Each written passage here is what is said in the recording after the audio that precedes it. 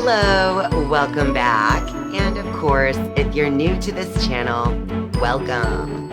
My name is Tracy, and in this video, I'm going to teach you how to recognize messages from the angels. So stay tuned.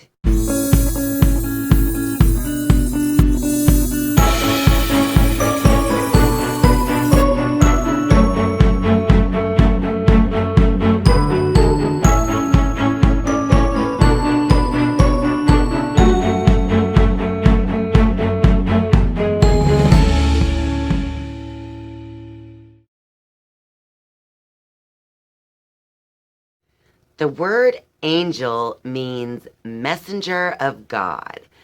So angels are technically God's little messengers bringing us like breadcrumbs, letting us know if we are on the right path.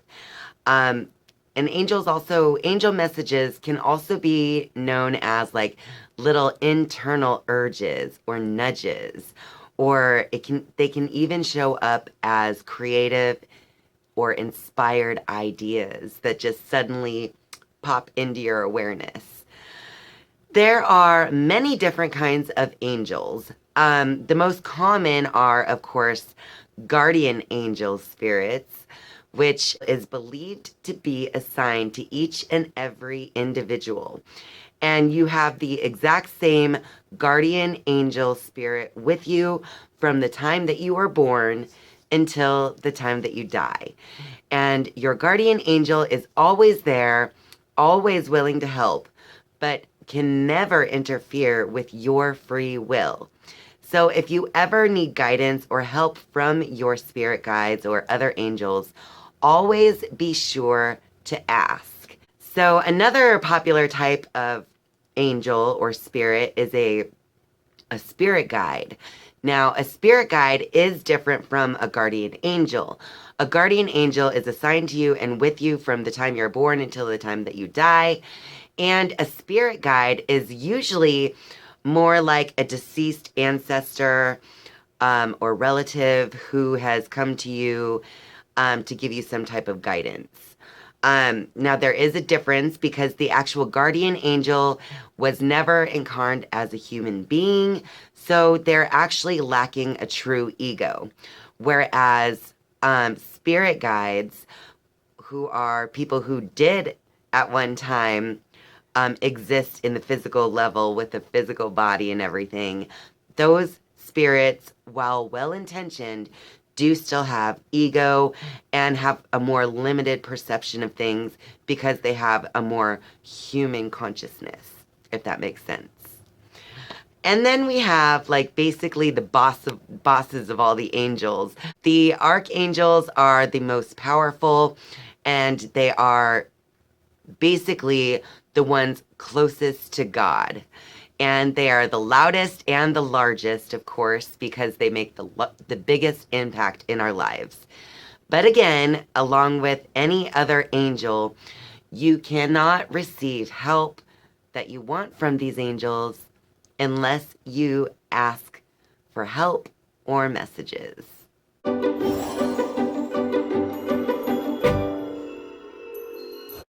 When you are invoking the help of the angels, it is extremely important to keep an open mind.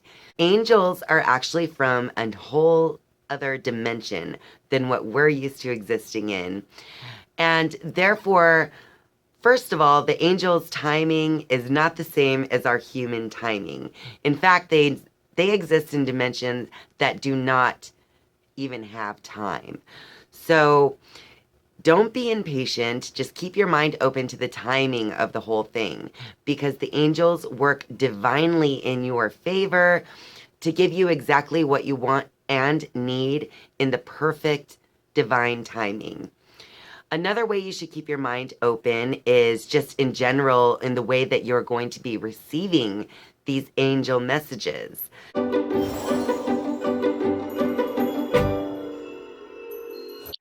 So like I already pointed out, you could receive these messages as an internal type of urge or a creative or inspired thought that suddenly just pops into your awareness. But that's not the only way that angels give messages. Angels can also give you messages through numbers.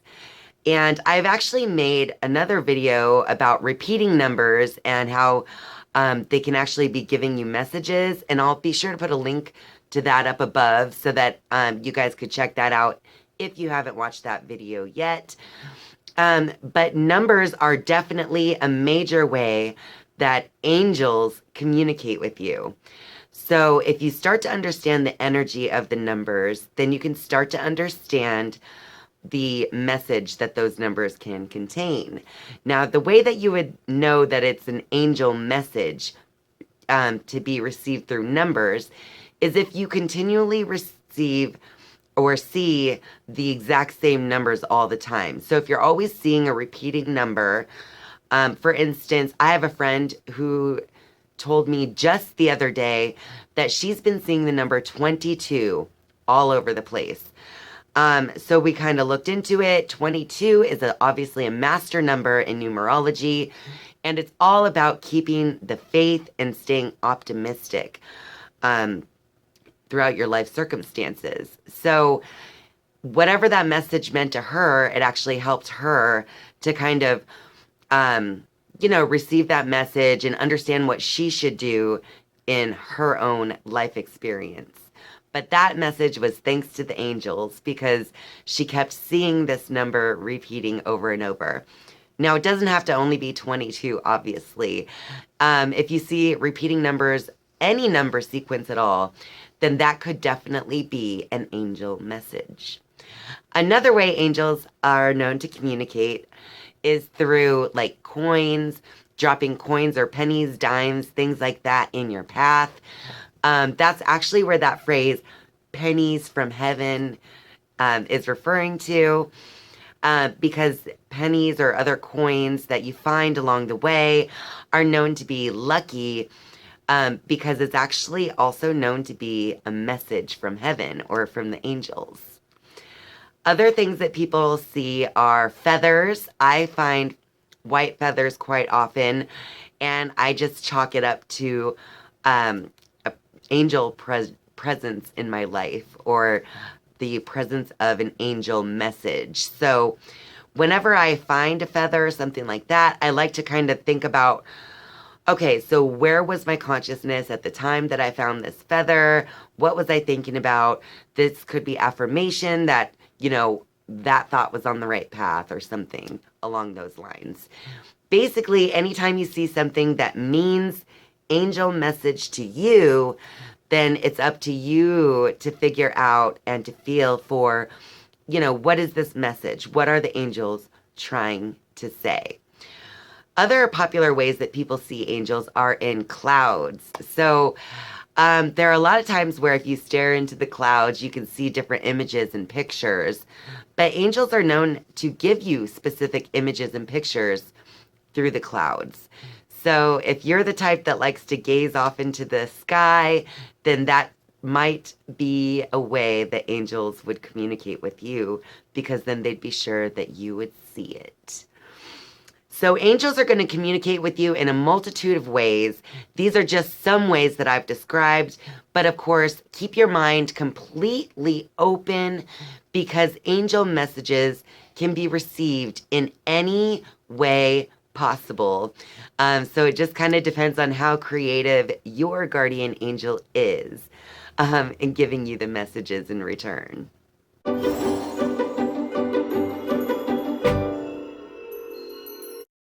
The most important part of receiving messages from the angels is to build a connection with the angelic realm. Now, the number one way that I can recommend to build this connection with the angels is to have a regular meditation practice. Now, the reason for this is because as you meditate, you learn to bring your mind into the stillness. And when you learn to still your mind and enter into that stillness and to be comfortable there, then the more that you live your normal, everyday waking consciousness in that state of stillness. The reason that this is very important is because so many people don't even hear the messages from their angels because their mind is constantly racing. Their emotions are constantly in flux. And people in general have a hard time controlling their mind and their emotions and their thoughts. So the more you can cultivate a meditation practice, the better, because this will help you to level out your thoughts, your emotions, and your mind to that point of stillness, at least more often than you were able to in the past without meditation, so that you can actually hear any messages that you were meant to hear coming from the internal sources. Other great ways to connect with the angels is to simply communicate with them. So, similar to prayer, if you just speak out loud or think or imagine yourself communicating with the angels, then that is what you are actually creating. Because whatever you focus on and set your attention on is actually what you are creating. So, the more that you actually see yourself and actually do things that are in communication with the angels, then the stronger that bond will be between you and the angelic realm. And the stronger that bond becomes, and it's almost like building a bridge of awareness between your conscious waking life and the internal dimensions that you also exist in, along with angels. So, communicate with the angels as much as possible, even if you're not quite sure if they are receiving the message.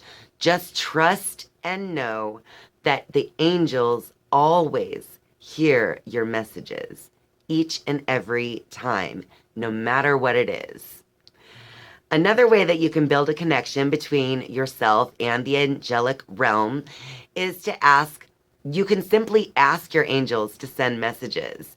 You can ask for messages to be received in some specific way, but just know that that could take your angels even longer to try to get the message to you. So it's even better to just ask the angels to send a message that you will be able to understand. And that way you can see that their presence is there whenever you receive the message, whether it's from a coin or a cloud or a feather or an animal in nature. It doesn't matter how the message comes. You will know because you will sense that the message that you receive is directly from the angels, giving you confirmation that they are always there and that they're always listening. You just have to remember that the angels are simply here to help us in any way possible. They are literally waiting for you to simply ask for their help. Because again, angels can never interfere with our free will. Therefore, they can only intervene on our behalf if we invite them to do so. The only exception to that rule is if your life is in danger and it's not yet your time to go, then angels have been known to make appearances for a brief time just to, equalize the situation, bring it back to safety, and then they suddenly disappear. I'm sure that many of you out there have heard certain stories that have circulated around throughout the ages, where at the scene of an accident, a stranger might appear, help the situation, and then disappear before anyone can even thank them for being there to help. Those stories are all just stories of angels who show up to help in those situations. So what do you guys think? Do you communicate with the angelic realms? You can let us know in the comments down below. I would love to hear about your angelic experiences. I have some stories about my communications with angels as well, and I'll be sure to probably make storytime videos in the future telling you guys all about that. But for this video, I just kind of wanted to point out all the different ways that angels can communicate with us, as well as all the different types of angels there are out there to communicate with. Thank you guys so much for watching and spending your time with me. I love you, and I'll see you next time. Bye.